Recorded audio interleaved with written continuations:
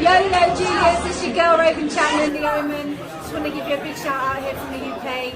And Ring IQ, you're the man. Thanks so much for your support. Welcome to the motherfucking relay. We're covering today's top boxing news. Ow! Okay, we'll start with this. Set to be in action this upcoming Friday, south of the border, in what is a Matchroom in Mexico show. Sky Nicolson will challenge WBC interim featherweight champion Argentina's Sabrina Maribel Perez in a show presented by Matchroom Boxing on September 15th in Tijuana, Mexico, and will be telecast worldwide on DAZN. Few passing thoughts. I've already broken down this fight, and I have Sky Nicolson winning wide and winning on points. Maribel Perez, Sabrina Maribel Perez of Argentina. She's a shorter, stumpier fighter with slow feet and slow hands. So I figure Sky can pick her off while fighting on the fly, Staying on the outside, like she normally does. so I don't know how that defensively minded style of hers is going to go over with the fans south of the border that are more accustomed to seeing action fighters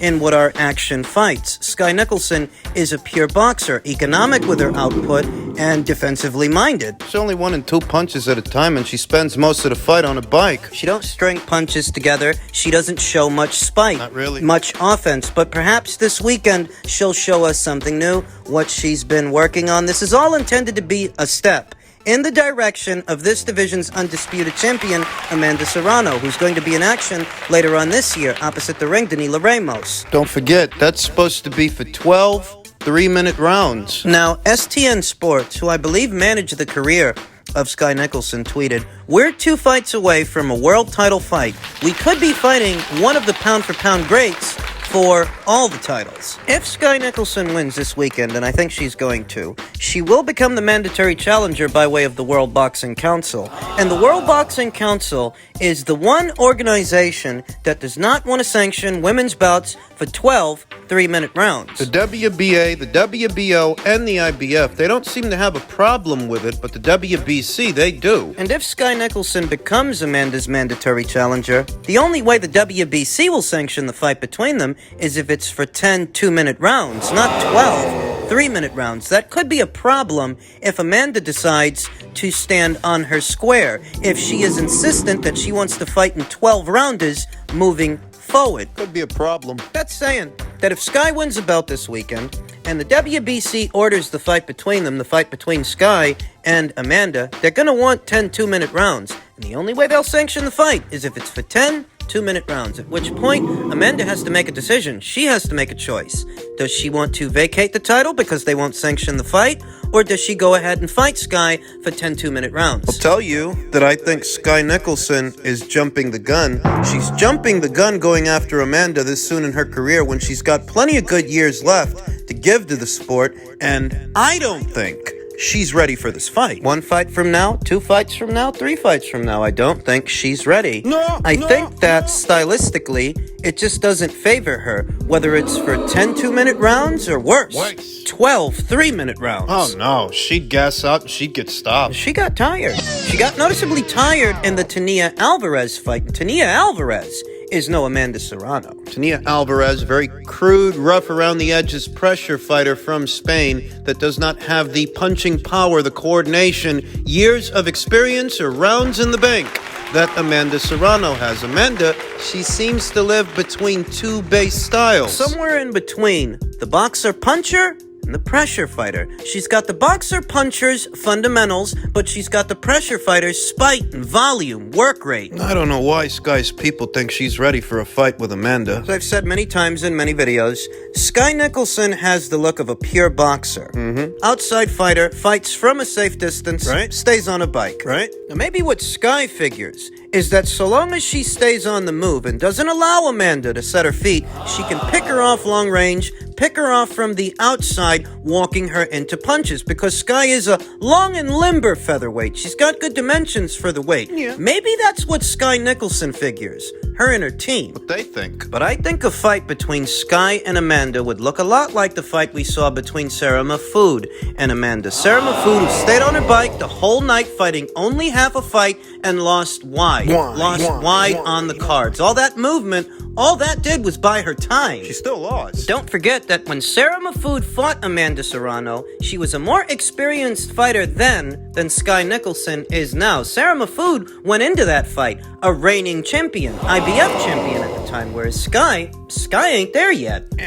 Maybe what Sky and her team think is if they beat those feet, they can out-hustle Amanda Serrano, even if they can't out-muscle her, because Sky's not showing much in terms of punching power. Her bread and butter is her boxing. She's no brawler. But perhaps that's what they think, that Sky has the right height, length, and movement to outmaneuver Amanda, not realizing if Amanda turns the heat up and she starts really letting her hands go. Don't forget that Amanda's a body puncher, and how do you take a fighter's legs away? Go to the body. How do you slow down a moving target? Go to the body. That's where you go.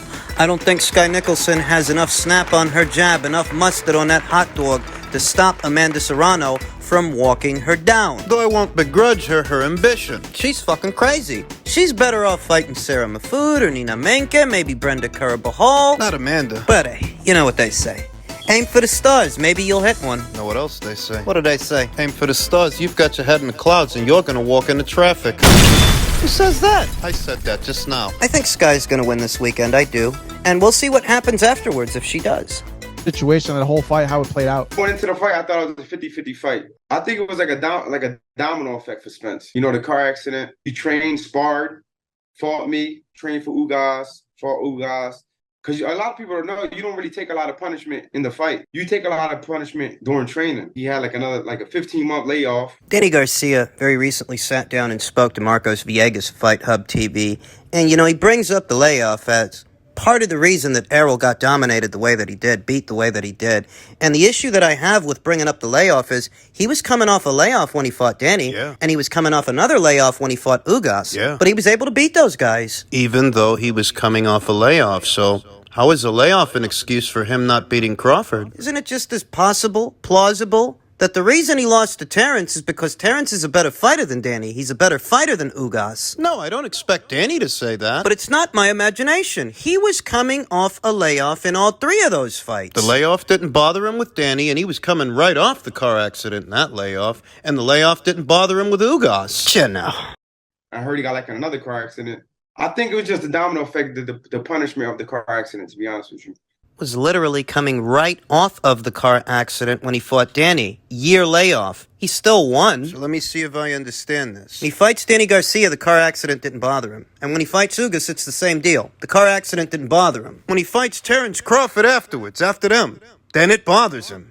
It finally caught up to him. And he's been at that weight for a long time. I don't take nothing away from Crawford. I love these backhanded compliments that Terrence Crawford has been receiving. Guys pointing to the weight as the reason that Errol lost, the car accident as the reason that Errol lost, the layoff. Anything but Crawford, huh? Any reason but Terrence Crawford just being better, being the better fighter, even though he is the naturally smaller fighter, and he is the older fighter. He had some handicaps of his own. They say they're not going to take anything away from Crawford's victory, but that's exactly what they're doing. He was definitely the better man that night, and it would have had to take another special fighter to beat him that night because everything he did was perfect. Does it look any different, Danny, in your opinion, at 154? No, that could be a difference. Maybe it was the weight. You see what I mean? He says he's not going to take anything away from Crawford's victory, but the first thing he says is it was the weight. So it wasn't that Crawford was better, it was the weight, because that's what he keeps bringing up. Maybe it was the weight. Maybe it was something else that he's not talking about. You know, I would probably have to go with Crawford because I look good. He looked, but he is going up to a higher weight class. Remember, he started at 135. You know, you were in there with the ring against him. Like, do you feel that he is the same fighter as he was before he fought you? I don't think he's the same fighter as the same fighter that fought Lamont Peterson and Chris Algieri. Do you see what I mean? I remember after Errol's fight with Danny Garcia, the journos, the pundits, and the powers that be regaled Errol Spence Jr., saying that the car accident had no effect. None. That he was back. He was all the way back. More so after the Ugas fight because he forced a stoppage in the Ugas fight. It was his first stoppage in a long while. Only so that when he loses to Terrence, oh, well, now he's not the same fighter that he was. I think when we fought, it was more like I felt like I wasn't myself, and I don't think he was really himself either. Oh. Because what I can remember from the fight was I knew I wasn't my best. Like, I knew it was like my vision was foggy. It was blurry. Like I just wasn't there for whatever reason. Like my brain wasn't just sharp. And I remember like I was hitting him. Like every time I threw punches, I would hit him. Now this accents what I've been telling you all along. That the same Errol Spence Jr. that Danny Garcia fought is the same Errol Spence Jr. that Sean Porter fought, that Ugas fought, that Terrence fought. It's the same guy. That this is a guy that's not hard to hit. He's not hard to find in the ring. Fight's a fight the same way. Every single fight. Difference being that Terrence Crawford is a better caliber of fighter than Sean Porter, than Danny Garcia, than Yordenis Ugas. Stuff that worked for Errol with them would not work with Terrence Crawford. Terrence was going to pick him apart. And that kind of like that surprised me. How kind of like I'm gonna say easy, but I was hitting him with some good punches. And like every time I let my hands go, I would land punches. Did you hear that? Did you hear what he said? He doesn't want to say it was easy to hit Errol, but in so many words he's saying, whenever he let his hands go, Errol was there. Errol wasn't hard to find. He wasn't hard to hit. That's what I've been telling you for 5 years. Errol is not defensively responsible, and he never was. Offensively, he's gifted. Defensively, he's lacking. Because if you look at the CompuBox numbers, we landed the same amount of power punches. Mm-hmm. We both landed 103 power punches, and I heard him a few times in that fight. Which is why I say, you can do the rematch at 147, you could do it at 154. It's not going to make a difference. You know why? Why? It's because the same openings are going to be there. You're not going to all of a sudden become a different fighter, fight a different way because you're at a different weight. Those bad habits have been with you for a long time. And I knew that even the Ugas fight, Ugas turned him with that uppercut, Not every fighter has the sharpness, the reflexes, and the shot selection that Terrence Crawford has. Not every fighter, not just any fighter, not Danny, not Ugas, not Sean. Not everybody. These are Danny's words, not mine. Ugas hurt the guy. Ugas, who's not even known for power. And I knew if Crawford, when Crawford smells blood, he gonna put them together. Like that's what he's known for. So I knew that would be like a big key in the fight is if he hurts Spence that he's gonna put him together. He's gonna finish him. Finally, more details are being revealed by none other than Shakur S. Stevenson in reference to the now defunct Frank Martin fight. Shakur Stevenson took to his social media and stated, Frankie says, if he's not getting 50-50 with me, then he ain't fighting. He said 50-50 or none. Laughing my ass off. 50-50 or no fight, huh? These are just my thoughts. Look. This situation reminds me of the Anthony Joshua versus Deontay Wilder situation circa 2017-2018, around there, when Deontay Wilder was insistent that he should get half the pot with Anthony Joshua, even though he didn't have the same marquee value as Anthony Joshua, and he wasn't making the same kind of money as Anthony Joshua. And that was ridiculous at that time. This is worse. I mean, remember that at that time, not only was Anthony Joshua worth more money than Deontay, making more money than Deontay, but he actually had more belts than Deontay. And this is worse. This 50-50 demand is even worse than Deontay's because at least Deontay had the WBC title to lean on. At least he was a reigning champion with that bit of leverage, however big or small. He at least had that, whereas Frank ain't got no bargaining power. He ain't got no bargaining chip. He's barely a six-figure fighter. This wasn't even his title shot. Now, reportedly, the World Boxing Council stated 5 or 6 days ago that they were calling off their scheduled purse bid because both sides had agreed to a deal, only so that in the 13th hour, Frank can try to renegotiate for a bigger split, more money, even more money. You know what that tells me? That tells me that Frank was never serious about doing this fight. How could you have been? Asking for 50-50, asking for 50% of the pot, you can't possibly hope to get that. Your people aren't the ones paying for this fight. Now, if you can believe this, there is still a substrata of individuals attempting to defend Frank Martin in spite of this latest revelation saying that he wasn't out of line. Wasn't wrong for asking for 50% of the pot. Some claiming that he is a more established name at lightweight than Shakur Stevenson, though if he were, he'd be the one with the title shot.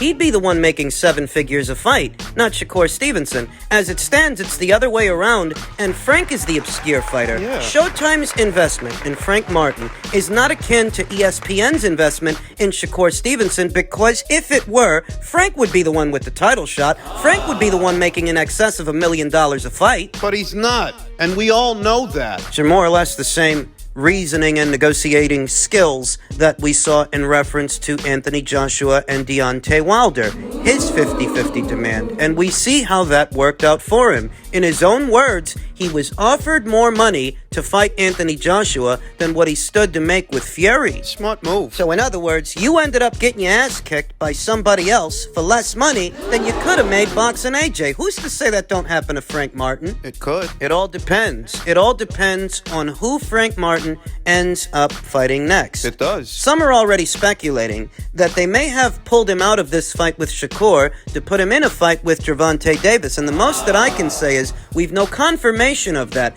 And unless that rings true, unless that checks out, You fucked yourself out of a lot of money and a title shot. And to do what? there are not that many big name fights and big money fights that offer up a 7-figure payday at lightweight. Not at this time. Not when you consider that Teofimo already moved up to 140. He's a champion there. Devin's on his way. Really only leaves Gervonta Davis and Shakur Stevenson. Gervonta's trainer, Calvin Ford, has been carrying on about doing an Isaac Cruz rematch, and you already screwed the pooch with Shakur Stevenson. So what does that really leave Frank Martin with? Not a lot. Remember, it's not his title shot. It was Shakur's title shot from the get-go. Now, some are likening this situation to Shakur's situation with Devin Haney. That before you criticize Frank, you have to criticize Shakur because it's the same thing. No, it's not. Irrespective of who you want to blame, even though things didn't work out between Shakur and Devin, Shakur still is getting his title shot. Devin Haney or no Devin Haney. He still got something out of it. But what does Frank Martin, what does he get out of this that you're comparing him to Shakur Stevenson? Shakur's still getting a shot at the green belt. What's Frank getting? You're saying that Frank Martin is in the same position now that Shakur Stevenson was in with Devin Haney. Well, Shakur is still getting a shot, with or without Devin Haney. What's Frank getting without Shakur? Laughed at. That's what he's getting.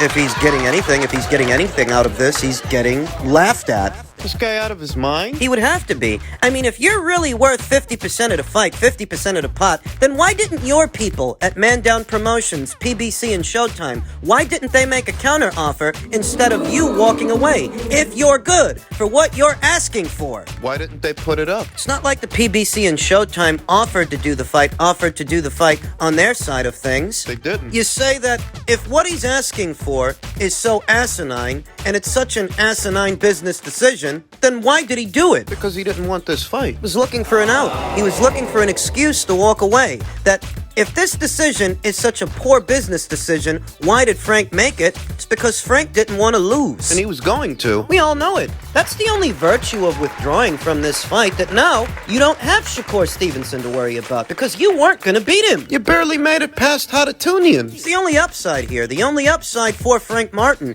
in all of this is now Shakur don't get to beat you up, but that does make it a duck. you priced yourself out of the fight knowing they weren't going to give you that, and that is just a sophisticated duck.